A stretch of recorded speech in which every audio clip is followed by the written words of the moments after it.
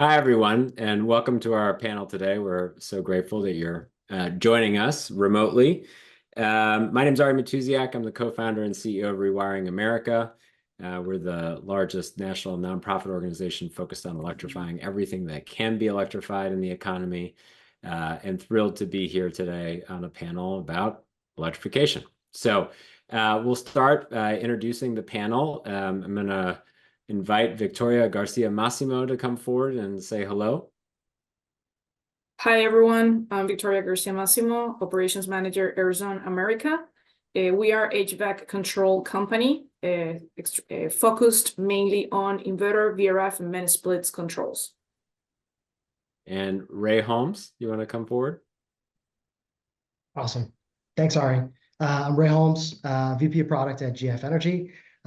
We are part of a group of companies that represent the largest roofing materials manufacturer in the world, and our focus is on driving energy from every roof and taking asphalt shingles and traditional roofing materials and enabling them to generate energy. Great. Thanks, Ray. Riley Neugebauer. Hi there, my name's Riley. I am a solar electrician and installer at Namaste Solar Electric based in Boulder and Denver, Colorado. And that's a 19-year-old employee-owned solar cooperative that installs both residentially and commercially.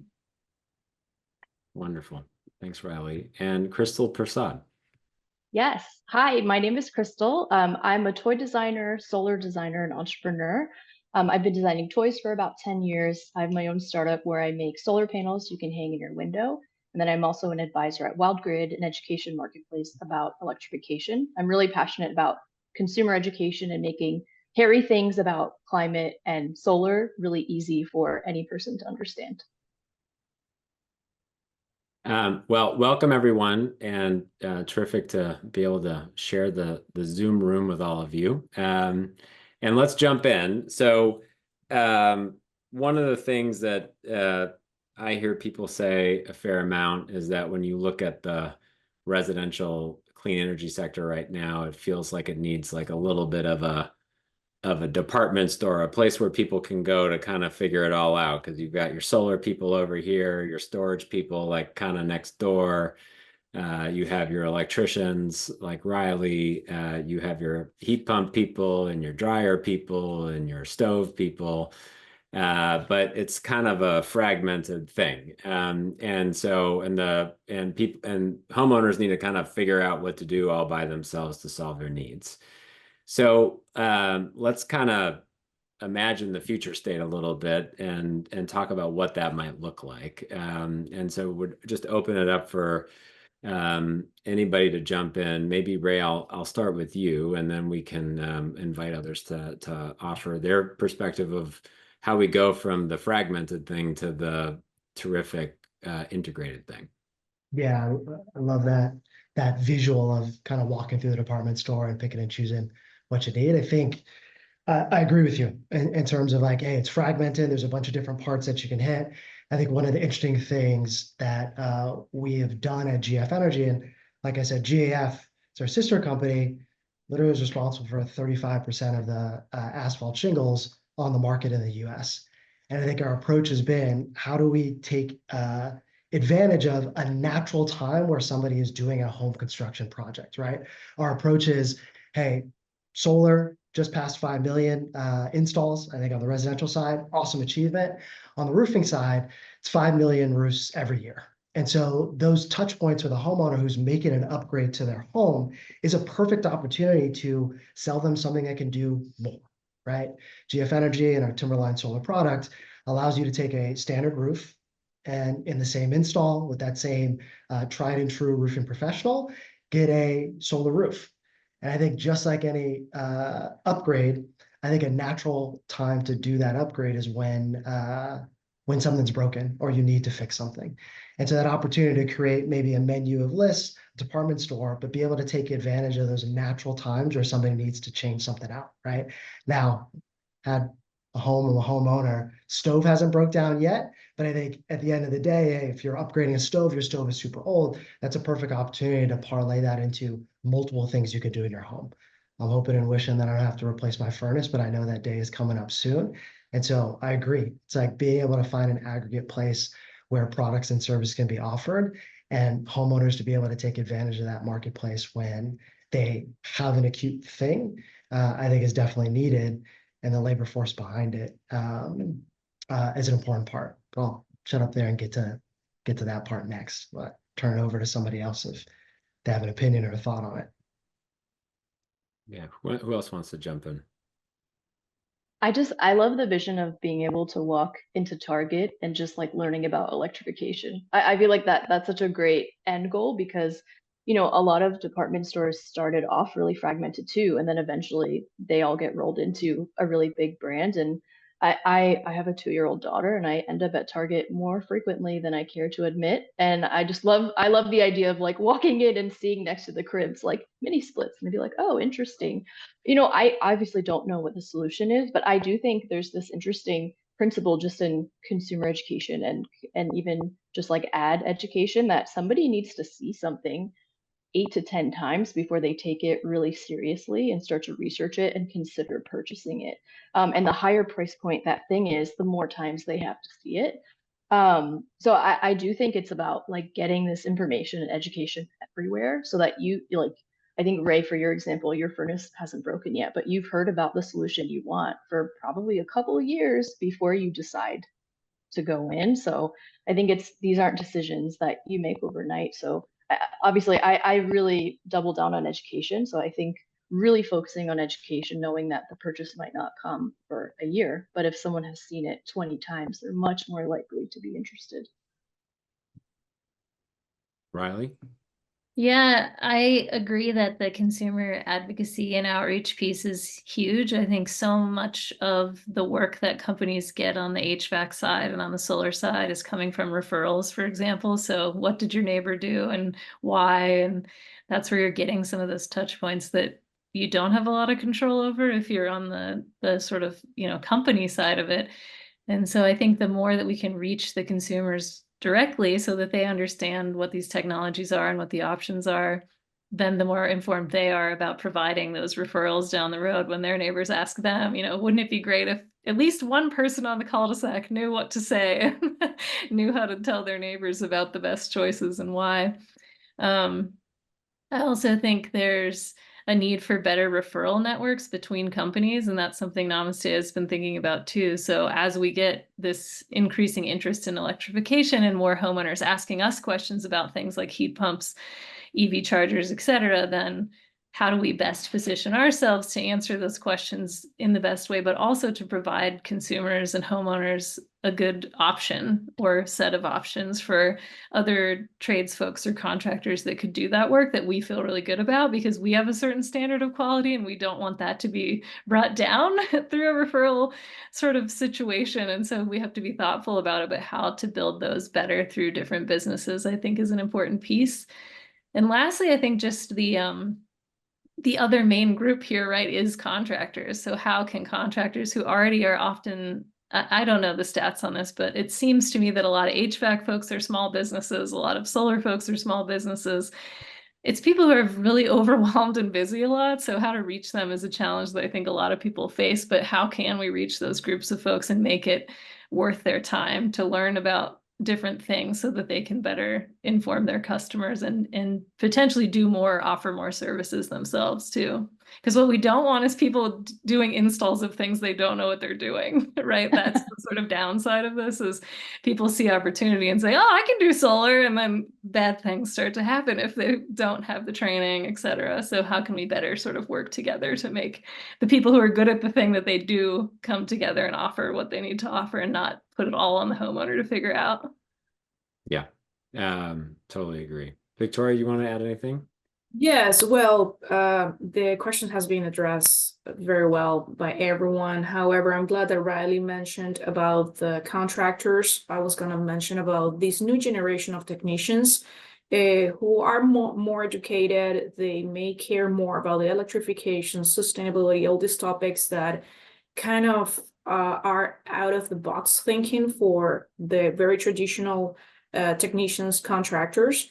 And that's very important, the education of all these new technicians, plus also get the allied trade partners involved as early as possible in the project. So that way they can work together and we can have our HVAC, our electrician, technician, the roofer, and all of these people connected together at a very, very early stage, which is extremely important for a project to go as smooth as possible. Ari, you mind if I jump in a second too, just to add a thought? Because again, this idea of contractors, and again, our focus is around roofing contractors and enabling kind of the 12,000 strong across the GAF channel and beyond. But that opportunity to leverage of like in a department store, it's almost like you want the Dick's Sporting Goods or the Target experience, but you want the help. You want somebody to come through and guide you through that.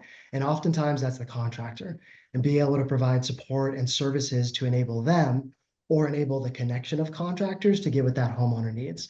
I think I love the point that Riley and Victoria were making around there's a bunch of technology solutions, but I think at the end of the day, and I think what's really important is like everything's got to get built by somebody, and whether we like it or not, no amount of like technology or product innovation is going to change that. A tradesperson, a specialized person, and Riley, I'm not going to spoil a little bit now that you're an electrician. It's like that's an esteemed, really difficult. That's a very specialized skill set. That's very valuable. We need more electricians. We need more roofers. We need more HVAC techs, plumbers. The people who are going to actually build the things are almost as important to enable electrification, right? And the continual growth of that labor pool and that contractor base as it is the new products that are coming out every day. And I think that tension of, the cereal aisle and being overwhelmed with a million different options, it's almost you need a guide through that. And the person helping that homeowner through it is maybe just as important as the litany of products that we have on the market too. Yeah, that's great. And maybe to segue to another question then, which is, to that point, like if you could equip a solar installer or, a solar installer in particular, but with an elevator pitch about electrification, what would you have them say? And so, and maybe to like build on that, like how do you, what do contractors need to have and hold in order to be able to understand the part of the journey that they themselves might not do, but that might be relevant to the overall kind of value proposition for the household? So Riley, maybe you could start there. I think, at least from the customer base that we have and that I've interacted with, I think a lot of them are already there in terms of thinking about electrification and EVs and sometimes heat pumps and stuff. So it hasn't been something I've had to work that hard at, but I think the financial case is a big one, like why not sort of think about covering more of your home's energy needs with electrification and specifically solar, and then linking in the climate and environmental piece as well.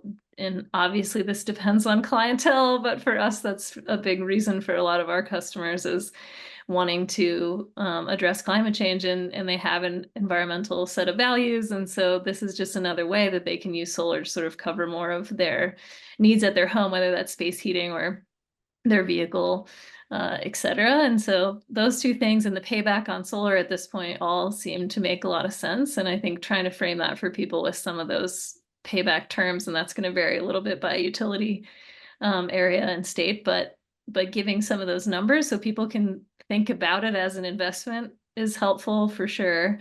And I think it's also about misconceptions about things like heat pumps and what's possible in places like Colorado, for example, and that we can share from our perspective, like we know customers who are doing this effectively and it's working for them, even if they live in a place that's getting below zero. And yeah, I think just being able to offer those sort of case studies from your experience as an installer or a person working directly with customers on the technical side is important.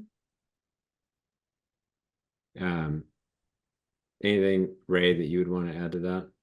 Yeah, I think about this often because our approach to the market is to take what is a roof sale, right? And I'm not gonna say a nerd. Roofs give a great value to a homeowner because it keeps the elements out, right? Everybody needs a roof. Every building has a roof. It's a fantastic product, but a solar roof just does more. And I think this approach of focusing on ROI, but on maybe like total value brought to that homeowner or to that end consumer, I think is the approach that we're using, because there's so much more than, you know, just the savings, just the energy savings, period.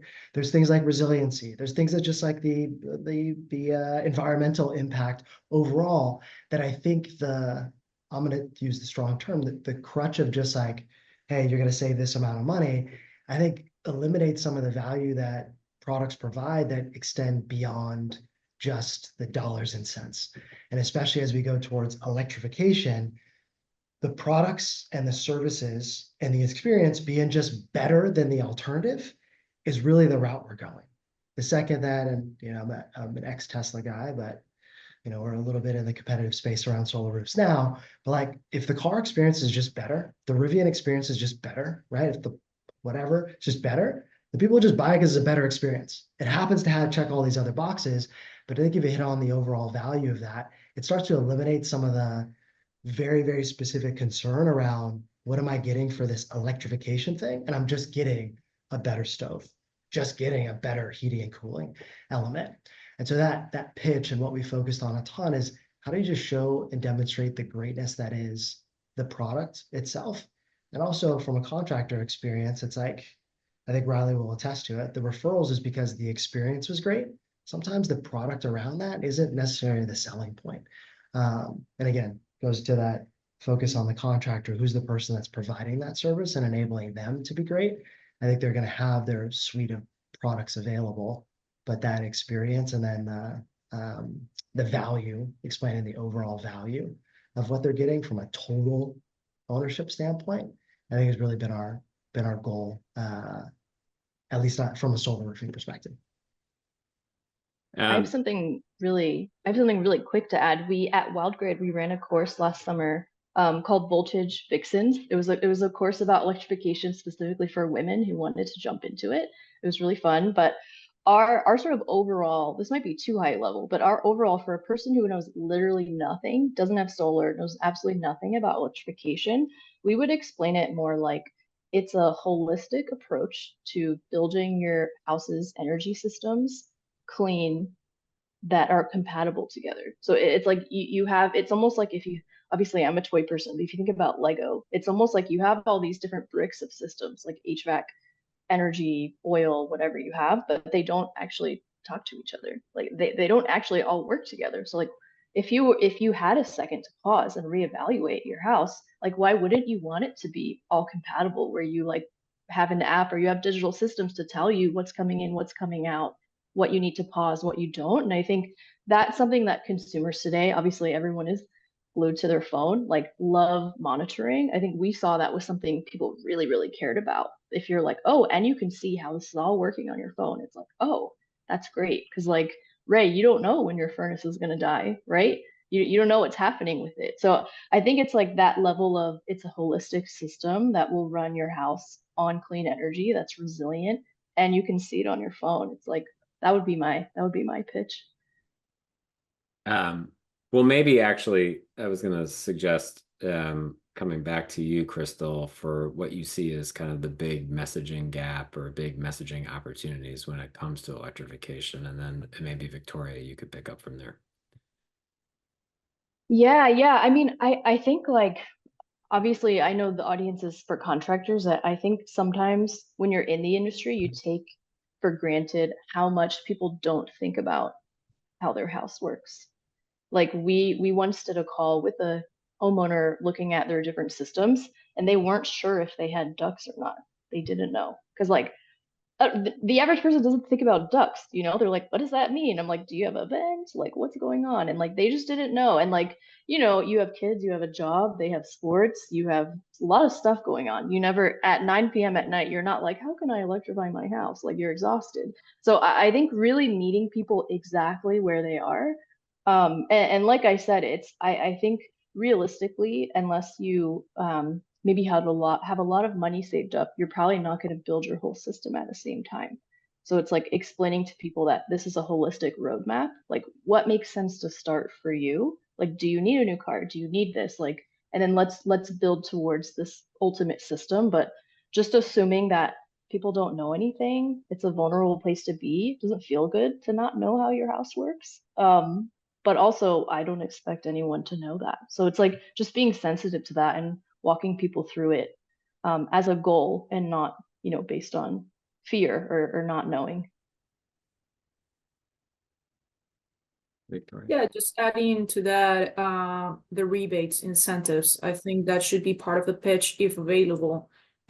People would like to know their ROI, of course, and incentive rebates can help on that. So either federal incentives or local incentives that are available. So if whoever is selling this, either a technician or salesperson, is selling this to the homeowner, I think that would be extremely helpful. And now that more and more devices are becoming electric, like our cars now, then where are we going to get that electricity, right? Our grid, we don't know what is the status of our grid. We don't know if we're going to get affected. There are areas in the country that are already being affected. So having a way to produce our own electricity through solar and monitor that, as Crystal mentioned, is of course going to be a no-brainer for the homeowner. All right, are you allowed to answer this question? I know. I'm curious what you think. Yeah, I guess I'm allowed to answer the question. Why not? Yeah, I think you all really described it very well. Like I do think it's about meeting people where they're at, and Crystal, to your point, my sort of bad joke version of that is like I've never met anybody who says I can't wait for the new version of the water heater to come out because I'm totally upgrading next year. Like that's the thing that happens. And so as a result of that, you have the way I kind of think about it is the competition is inertia. And it's really like that's on the one hand, that's kind of overwhelming because inertia is like pretty well set up to be successful. On the other hand, to the points that Ray, you were raising, it's kind of brittle as competition because the alternative is so much better. So it's really about kind of meeting people where they are. And I think kind of getting people on the trajectory of having a plan and doing that first thing. And because if you're kind of chasing the van down the block and trying to convince someone to go with a heat pump at that moment in time, that's a really hard way to beat inertia. But if it's not scary and it sort of makes sense, and to Victoria's point about the ROI, like that's clear, then it becomes something that I can actually be intentional about. And it's like, and I'm being intentional about something that's good for me and my family. And I think kind of getting it into that sort of that level of discussion as opposed to being someone who is like all about the tech or all about, the planet even, but really just sort of in it for their family and thinking about their most important asset and what they're going to do. I think that's a big part of it. And the other thing I'll just say is I have not met anybody who wants to upgrade, who can't wait for the new model to come out. That's true. I have also really observed that if you go to like a gathering of people, they talk about stuff that they do in their house all the time. Like this is like a thing that people just are obsessive about sharing. And so if you can kind of create a little bit of that cul-de-sac moment, like was being mentioned earlier, it does create like quite a lot of followership because people say, "Oh wow, like tell me more about that thing." Was it you said 3 tons? What does that mean? So I think that's a big opportunity too, is the momentum that builds when people are doing stuff. I'll rip off. Oh, go for it. But I was just going to add that the National Solar Home Tour that the American Solar Energy Society does is this really cool event that allows people to go in other people's homes and see what they're up to. And I feel like Oh, there that's cool. could be some really cool collaborative opportunities if more of these industries could sort of connect and help market some of these existing events that are ways that are really about sort of consumers educating each other and showing off their cool stuff. Yeah, that's great. 100%. Ray, you were going to say something? Yeah, I mean, like, your point, Ari, and Crystal's point is like, it's a little bit of, you got to start somewhere. And so just taking advantage of, like, again, those natural points of, I will probably replace my gas furnace with a heat pump. Like, it makes sense to me, but I'm not going to do that ahead of time. Same thing with the roof. It's like, all right, if you're going to do a roof, it's like, you're open to that project happening. And to Crystal's point too, it's like, it's hard to imagine the average consumer being able to do it all at once. And I think that going back to the sporting goods store, it's like, it's actually okay if they just start at one entry point. And the experience that you provide around interactivity in some way. And that's why I like the duality thing of like, we're approaching it from a solar roof standpoint. But when you talk about a roof, I'll say, of the people that are on this call, guarantee you don't think about your roof. I now think about it for the past 5 years more than I should, but like, don't think about roofs very often. It does what it's supposed to do. And if everything's going great, you never have to think about it. But when you do, it's an opportunity like, what else can I get from it? And when you have a solar roof and you're now seeing it's doing something for me, like your neighbor's roof isn't doing really anything. And I think it's similar with Riley when after a new install, it's like, now look at what it's doing. Storage is that same way. Look at what it's doing. These various features on smart panels and, the controllable appliances. There is a show element that gets that traction of what you're talking about, Ari. Is like it becomes something to talk about versus I think some things that just do something better. Like the example is like a higher SEER rating or a higher Energy Star rating for that same HVAC appliance. And like, you're probably not going to be talking about that at the next dinner party. But if you're controlling and like, oh, I can turn on this one, I can cool this room while heating this room because my kid likes this temperature, but I like it super cold. It's like, that's something where it starts the conversation in a way that's not natural, but that's some interactivity associated with that. So I really like that digital aspect. It's not always approached for everybody, but just some simple interactivity and control that extends beyond just the same thing, but better, I think is a huge point of kind of starting that train of exposure and then taking advantage of those natural times where an upgrade is just an easier thing to do. Go ahead, Riley, please. Sorry, I was just going to add that one thing that's been sad for me to see in terms of marketing and messaging is that it feels like the efficiency conversation has been really lost in a lot of ways from a consumer advocacy standpoint. And I think for folks that don't have a lot of money or might not even be homeowners, that having access to things like how do you just save energy or do things more efficiently, change your thermostat by a couple degrees, those kinds of conversations are getting lost in the shuffle of new tech, buy more stuff. And I worry about that a little bit and do hope that there's still room for that conversation as well. Well, and you really need both, right? Like it's kind of it's sad to think that like huge new heat pumps or mini splits get installed, but the efficiency of the windows or the airflow is like really bad. And then it's just like, oh no, like, so you really need both.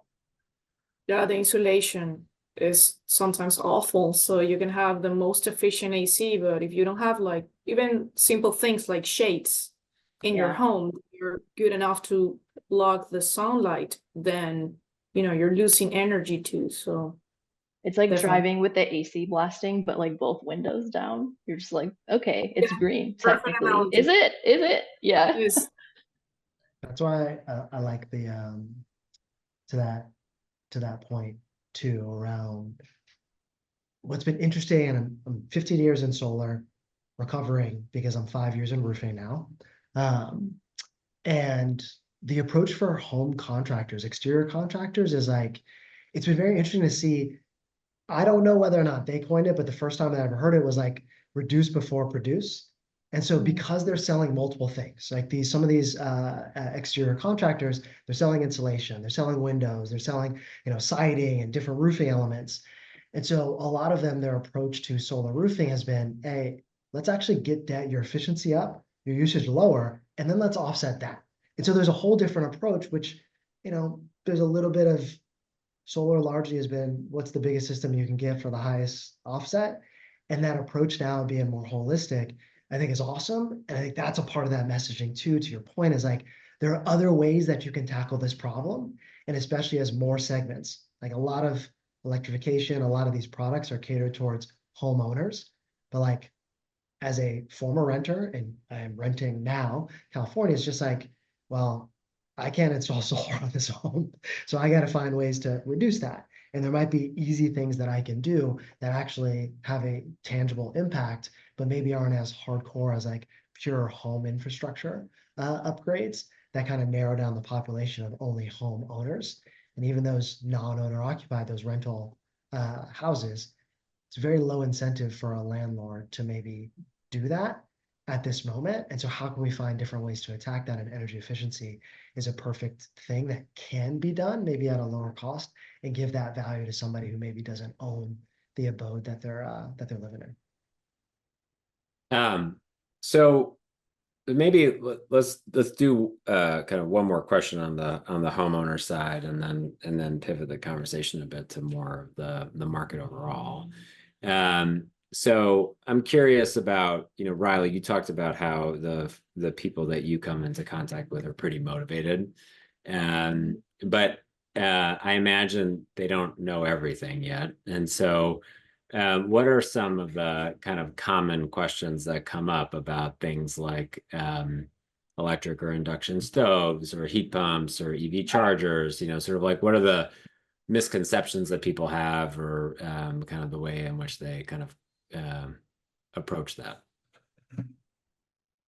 I don't think I've ever gotten a question about a stove or overheard that even. Fortunately or unfortunately, I guess it doesn't strike the homeowners that we would know necessarily, maybe. And perhaps that's part of the gap here, is how do we all sort of contribute to the conversation better? But we install EV chargers a lot as sort of a side thing for someone who is also getting solar. We don't do them sort of independently, but if a solar customer also wants to add an EV circuit, we will do that. And that's happening more and more frequently already. And so we get a fair amount of questions from people on the sales side, I think, that I'm not usually getting, but other people are fielding about, what does that look like? And what might that entail if I wanted to do that? And can I do that at my house even?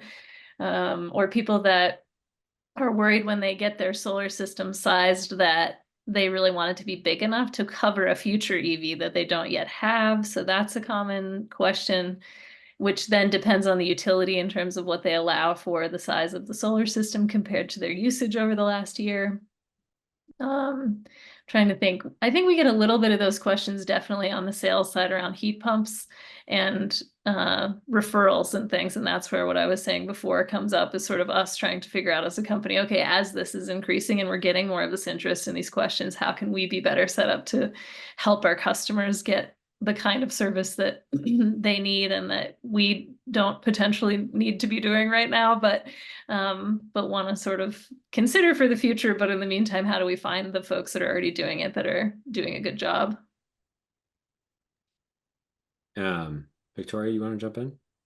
Yes, of course. Thank you. So not a misconception, but more like a lack of knowledge, I think, comes again, piggybacking on the grid.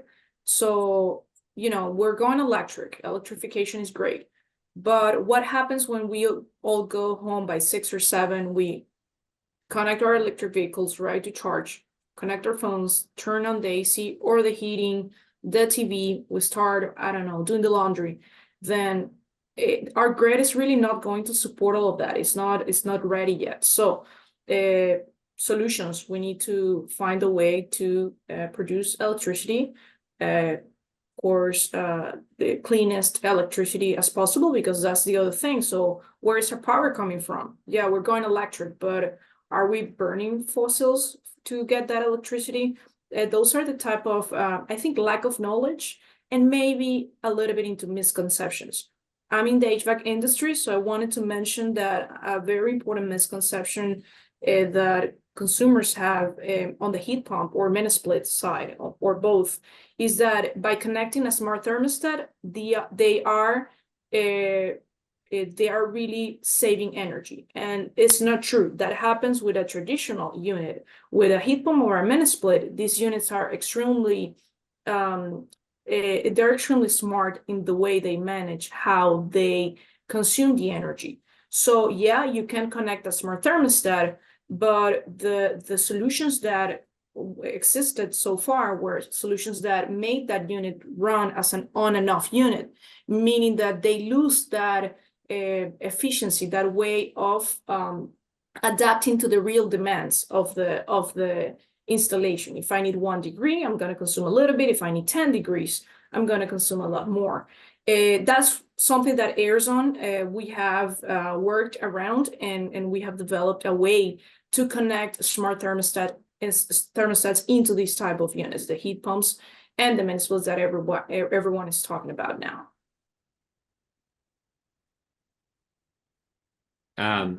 So anybody else want to jump in here? Otherwise, I'm going to move us to the next question. The only thing I would add too is that with battery storage, there's still a lot of confusion from homeowners that don't understand currently that, I mean, we tell them when we're selling them solar or installing it that, you know, if the power goes out, you're not going to have power still if it's grid tied, which is most of our customers. So that energy storage piece becomes more interesting to people when big wind events happen and Excel shuts down power, just sort of like to prevent the possibility of wildfires for 2 days or whatever, and people aren't expecting it. And then there's all of a sudden a lot more interest in storage because all the solar people that didn't get informed already maybe thought that during that first outage, they were still going to have power and now they don't. And so hopefully people are educating homeowners about it before they get the solar installed. But I think even folks that just aren't aware of how that all works, I think that's a piece that's a misconception as well. Yeah. And also demand response will be a trending topic towards electrification, right? So Yeah, absolutely. And a way to manage some of those grid loads that you were talking about. So I'm curious about this small thing called the Inflation Reduction Act. Not sure if any of you have heard of it, but whether you felt any impact yet from the IRA and other sort of federal and state investments that have been made toward electrification. So just curious how it's showing up in the day-to-day of your businesses and experiences. So I can go first really quickly because I'm not currently with a business that would benefit from it. But I do think at a consumer level, it's been really great to see more people asking about. I will say my one like headache is that they called it the IRA, because that gets very confusing for people when we talk about like IRAs and they're like, I have an IRA, and I was like, no, it's the Inflation Reduction Act. But I do think people have heard about it and they ask about it, which is really, really positive, because there's obviously a lot of things in that bill. But I do think the IRA became pretty mainstream, that average people heard about the bill savings and would go out of their way to Google and look it up, which is sort of like, you know, all tides lift all boats, will hopefully help everyone across the industry. And in the HVAC world, the IRA has helped a lot, pushing more efficient technologies like heat pumps that probably a lot of people didn't know about. So it's been very helpful. It has really pushed it, especially in areas where the adoption of these new technologies are extremely needed, and in other countries are the trend. They were extremely slow. Now, definitely the IRA has helped, at least on the HVAC industry. I think on the solar side, it's helpful in the sense that the tax credit has been extended for such a long period of time. So there's a little more stability in the solar industry in that regard on the residential side, well, and commercial side. But I think maybe I haven't talked to a salesperson about this, but my sense would be the pros and cons there would be that because it's now extended, it also means people can put off installing solar because you can't say, oh, it might go away in a year, which I suppose it might anyway. We'll see, but hopefully not. And so that changes, I think, the conversation a little bit on the sales side. And then the other thing I've heard about a bit is just that the prevailing wage pieces that are trickling down on the commercial scale side of solar are a little tricky to navigate. And so the way that those have been unveiled or unrolled hasn't been super clear at first. And so I feel like there's just this lag time between federal policy that has a lot of really good goals and are definitely all good things overall before the industry really sort of catches up to what that actually looks like, or even gets the information from the federal level about what does that even mean and what do I need to do in order to be ready for that. So we're still a little bit in the lag time, but I think almost catching up to it, which is good. I think for sure, Crystal hit it. It's giant like exposure for a broad group of people who maybe weren't thinking about those electrification aspects with the tax credit, et cetera. And maybe as a refresher, it was something that became top of mind for a lot of folks that maybe had gone in the background a little bit. ITC certainly helps. I also think the value and maybe that where there's confusion, right? It's like where there's confusion, sometimes there's opportunity then, is I think, GF Energy we're a domestic manufacturer. I like to say we're doing it before it was cool. It's like we already decided that we're going to put a domestic plant, just had the ribbon cutting in Georgetown, Texas, just because it made sense for our business, right? It's produced here, shipped here, installed here, serves contractors here. It just made more sense for us to do it. And then the IRA made that even more kind of like the right decision, double down on that decision. And then from a standpoint of like GF Energy is part of Standard Industries, and we do a lot of structured finance. And so working with, the different third-party ownership models, the PPAs, the leases, the opportunity to kind of take advantage of bonus credits, the low-income programs, I think has been really exciting to see in our business because solar roofing, surprisingly, where solar is hot is not necessarily where the combination of solar roofing is hot. And so those energy communities and the places that roofs happen, over and over again because there's weather events, tornadoes, et cetera, in the middle of the country, places that you don't think about for kind of electrification typically from like at least the solar side, I think have been places where we've seen a lot of success, right? And selling solar roofs because now we're able to offer something to a homeowner who maybe would never call a solar company. But when the roofing company comes around, it's like, oh, they have a solar roof. It's like, that's interesting. Or an energy roofing system. I'm really interested in that.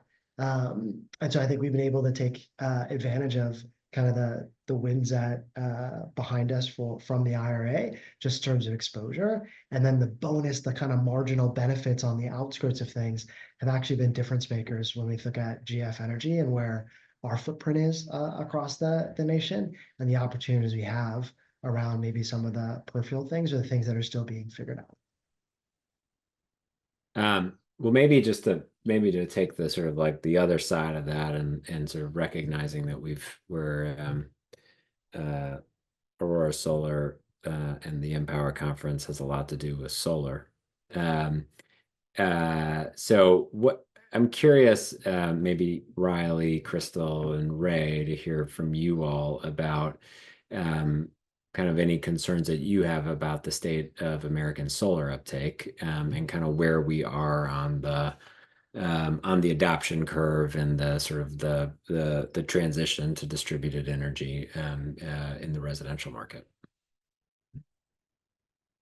I can go first. So I would say I deal mostly with like the first customer touch point, which for people who have been in the solar industry for a while know that it can be real sketchy, unfortunately. Very aggressive, very spammy historically. And I've had so many friends reach out to me because they mistakenly put their information in like a third-party lead gen website and then just got absolutely slammed with calls for like the next 14 days. And then for them, they were like, I'm done. I don't want to do this anymore, you know? So I really think like it's a combination of customer education, but then really like meeting people where they are. And everybody, like, I don't think anyone really answers their phone anymore unless they know who's calling, right? You wait for it to go to voicemail. And then the chance of returning that call is so low. So I think there's, you know, we're getting to a point where there's enough customer interest where if you can put that education out there, you don't have to race to call every lead and be the first person to get them, because it's really a terrible experience, and it turns a lot of people off because, you know, like I mentioned, like painting that picture of the average person who might have kids, who has a job, who's like doing this research on their laptop at 8 p.m. at night. You know, if you it's almost like if you try to do something like it's on your list, like look for solar, and you call some people and then you get spammed, you're like, I'm gonna just put that at the bottom of the list again. It's gonna wait a few months. So I think being really sensitive to how you do that outreach, and yeah, just it's a that's I feel like there could be a whole talk on just solar lead gen, which is not this talk. So I'll leave it there, and I'm sure Ray and Riley have stuff to add. Yeah, I was gonna say we're are to your point, we're really early in that adoption curve. I think people talk about solar and residential solar as being maybe a mature industry. And I think maybe, yes, we've been around for a little bit, but at the same time, we're just scratching the surface of how many homes are generating energy out of the number of homes that could be. And so I think there's a lot of solutions that are still not created yet. Primary and focus for me is just the business models, right? Around, you know, panels are panels, racking is racking. I get that. But to Crystal's approach, like how do you get to that homeowner? What is the entry point? And are you playing the long game or the short game? Because if you're okay being the entry point of the heat pump potentially, you'll get that solar or that solar roof later down the road. So how do we think about the entry point for various homeowners into getting solar as being maybe different than they got to get solar now? And actually, I've seen this evolution, and I'd love to hear Riley's thought on this of like, you know, there's a bunch of large solar players who are kind of shifting their business models around maybe energy storage, around providing something different. And the play of a long term, maybe that person will come around and you can provide greater lifetime value by adding solar later, but switching where the entry point is, right? And it's very similar to kind of the business model that GF Energy is going for. But I think that's the part is like there's got to be a change where you might have scratched the surface on everybody who's been already adamant about hunting for solar naturally or like on their own. You maybe captured a lot of them. There's still more to go, but where's the other place where people can go where you could take advantage of a different opportunity and maybe look at how you get someone generating energy from their home or site or piece of land from a different entry point than straight up just selling them solar from the get-go. Riley, you have anything you want to add?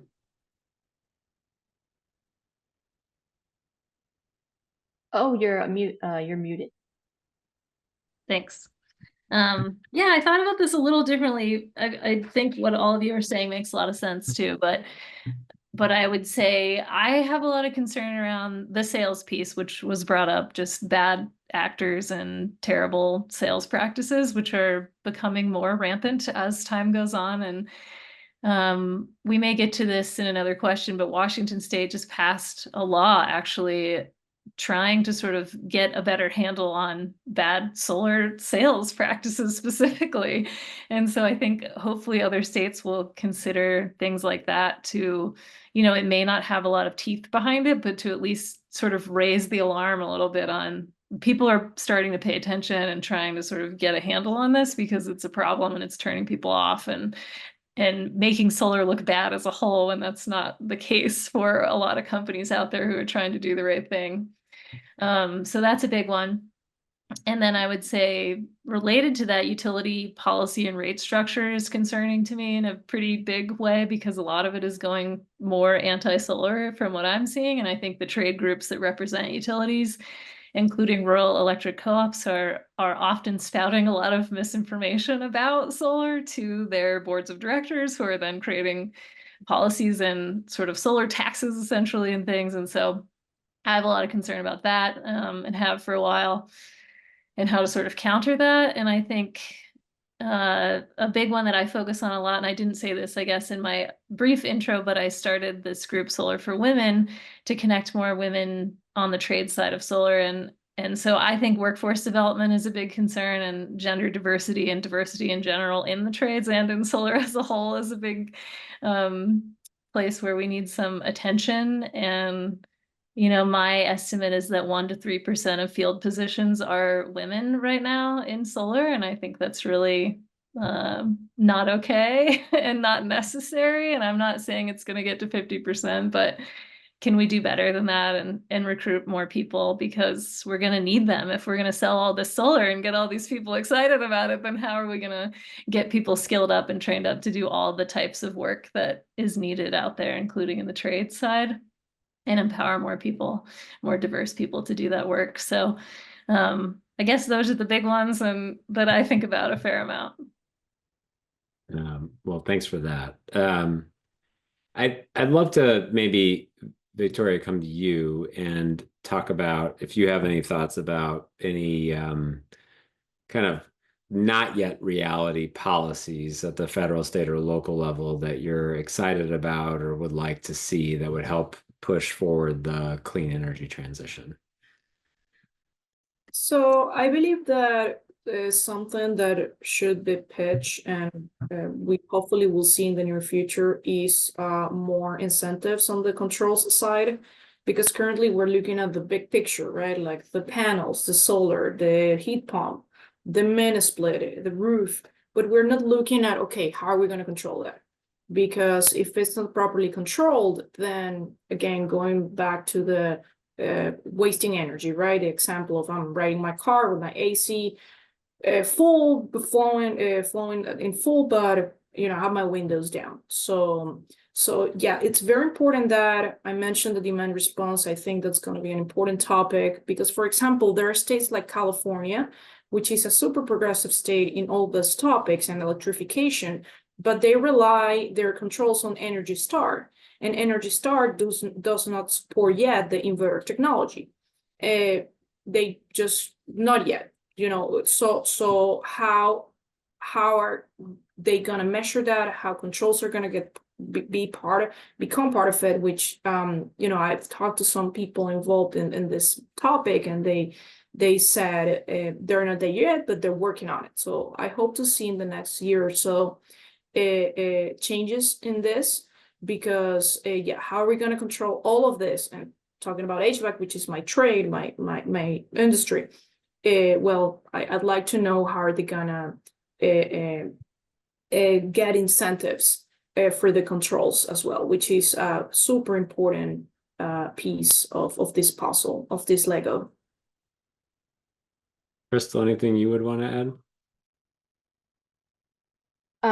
This is actually frustrating for me. So I just voted today in a local election. I'm in Atlanta, Georgia, and there are no statewide solar incentives in the state of Georgia. And I was just saying how it was 90 degrees and sunny today. And it's just like that you really don't see solar roofs that much here. And it honestly makes sense, because if you do the math and look at the ROI, of course you have the federal ITC, but there's no state incentive. So I think, foundationally, there are many states that still lack really basic incentive models that would just encourage people to go solar and make the ROI make sense. So, all the federal policies are great, but at the same time, there's a lot of states that are really behind. I feel like Florida could be a whole webinar, but there's a lot. There's a lot of states with really great climates that are just behind in incentives. Yeah, with all the sunlight we get here, I don't understand why we don't see more panels. I know. It's incredible. Yeah. Frustrating. It's really frustrating. Yeah. It was actually on the ballot today, so I was like, hell yes. Make the incentives, please. I think Riley might share my passion for this, but from like a overarching governing bodies around rules, regulation, codes, and compliance, permitting, inspection, kind of all of the soft costs and red tape associated with having a customer go solar, especially, and I'll take a specific lens here around, hey, if the same utility that has all the policies that are driving fixed charges and all of these things are the same ones who kind of hold the keys to allowing interconnection of a system. It's like this very strange dynamic where there's no incentive to move faster on that side. And so how do you eliminate some of the red tape? And I'm not saying that this is the right approach for the US, but Australia and the centralized certification body and the elimination of those costs and the ability to delivered, installed at $1 and change solar is incredible. And that has a lot to do with the removal of a lot of overhead and these soft costs associated with going solar and taking a customer through that journey that just don't exist in that market. And so I think when you see that competitiveness, there is this ROI aspect that's so reliant on the utility, but also a cost aspect that has a lot of stuff built in that's driven by building departments, AHJs, and utilities. And if there was, again, initiatives like the solar app, et cetera, to remove a lot of that red tape, it allows that cost to come down, right? And then the models of taking advantage of a normal kind of like engagement point with a homeowner who's doing infrastructure removes a lot of that cost of acquisition.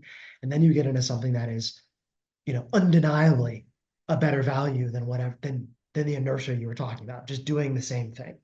And so I think, how do we get more of those, either at the state level, the federal level, and with some teeth around them, right? I think California has a couple of bills, but the teeth around it and the execution of those has been a challenge.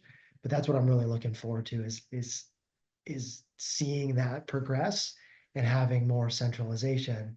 I guess in a US market, it's always a touchy subject on like some national body for something, but seeing that consistency across the board so that the same sets of tools, same sets of rules that are needed to go solar and in Florida are the same as in Texas, or the same as in South Carolina, same in Oklahoma. You don't have the kind of confusion that goes on just around the regulations, rules, and code and compliance statutes from city and county to city and county. I definitely agree with that. It's a huge issue, and the amount of time and attention that gets paid to all the details of different jurisdictions, even by our company in one part of the United States, is kind of amazing to me.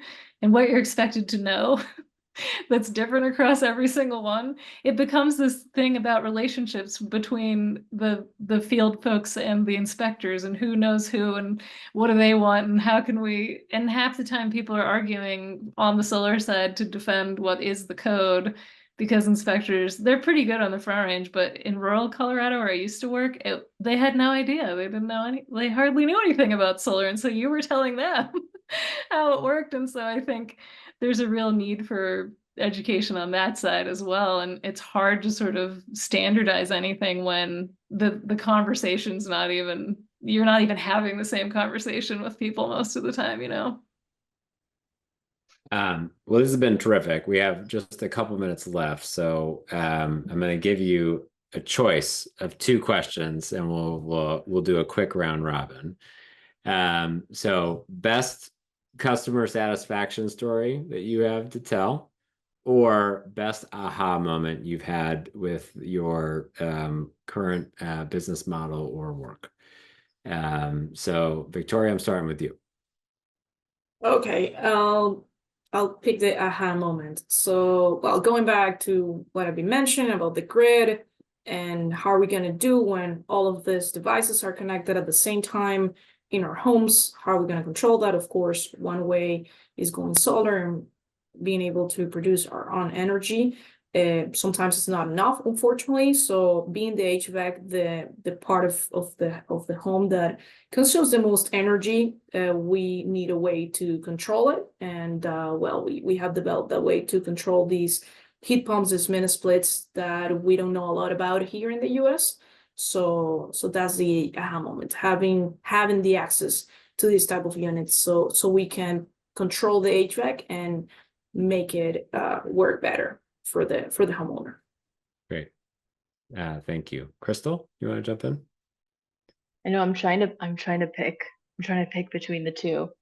I'll do aha moment too. I think a big aha moment for me is I spend probably half my time designing products for kids, and I think one thing to remember as adults is that for children, playing is actually a way to role play and model and explore without failure. So like if a kid is playing doctor or playing dress up or playing superhero, they're like they have this huge imagination, they're playing, and it's a way for them to explore things without the fear of doing something wrong.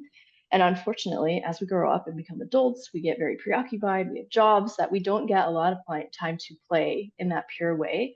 But a lot of people play through their home. So just like Ari was saying, people talk about their house constantly because it's like the one thing you can really control in your life, right? Like for kids, they play as a way to gain control. They don't have a lot of decisions. So for homes, like choosing your car, like redecorating your house, doing renovations, doing all these things is actually a way that adults play. It's a different form, obviously, than kids, but it's a way that, you know, a lot of us feel aspirationally about our home. It represents us. It's you know, changing the wall color, getting a new car, changing this. So I think as an installer, as an industry professional, thinking about it, that like homes are deeply personal. They're deeply connected to people and their personalities and how they look. And I think electrification could be a way to play and upgrade and do things to your home. So viewing it, you know, I think we've all said like maybe focusing a little less on the technical aspects of the technology and what it actually means for someone to tackle things like that. And yeah, just remembering that people feel very personal about their things and their space, and it's a way for them to have fun. So how could you tap into fun and experimentation and how you talk to people? That's great. Riley, you want to go next? Sure.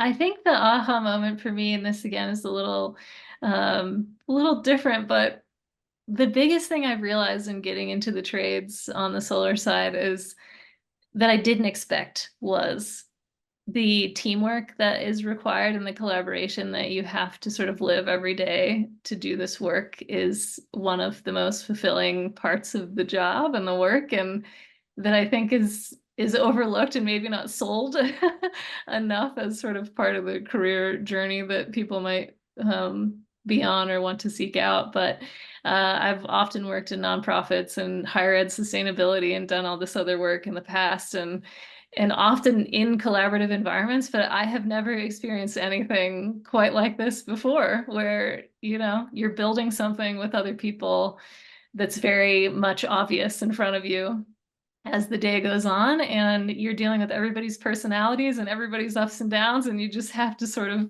work it out and stay a team. And I think that's been a really cool part of this work for me that I like to tell people about.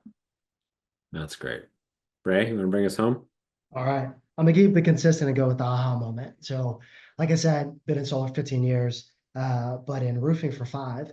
And I think one of the aha moments coming from kind of a hardcore product space at a company that started with a T and moving into the solar roofing space is, I think solar at large and its focus point has kind of like a little bit boxed itself into or backed itself into a corner around watts, efficiency, just pure savings. And the value of what solar roofing or a product provides extends much beyond just the dollars and cents.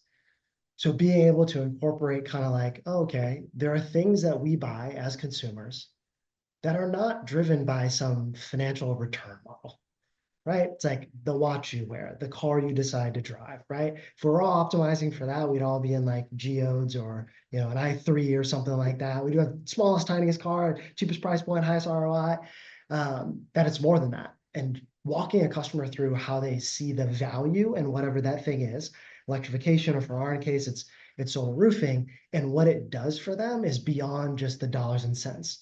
And how, especially in the electrification domain and kind of the new products and technologies and services that are coming out, I'm excited about this opportunity to expand beyond what has been ultimately a commoditization of the product into the value of that technology, the value of whatever the offering is for that homeowner or that consumer long term. I think it's been an amazing journey entering into roofing and getting very much into the trades, but a different kind of trade around roofing and home infrastructure that has so much value that they're providing and hasn't relied on a pure savings dollars and cents thing. And what an opportunity that provides, not only for us, but I think for the industry as a whole, as we kind of expand into products that do 2 things for you, 3 things for you, 4 things for you, versus just one and one metric around that. Well, great. Well, this has been a lot of fun, and it's been really, for me, awesome to hear your various reflections on your experiences and the commonalities between them. And so thank you all for being a part of this. Thank you to Aurora Solar for giving us the platform to do it. And I hope this was valuable to everybody who's watching and listening, and that you get some credit for it. All right. Thank you all. Take care. Thank Thanks, you. Lauren. Thank you.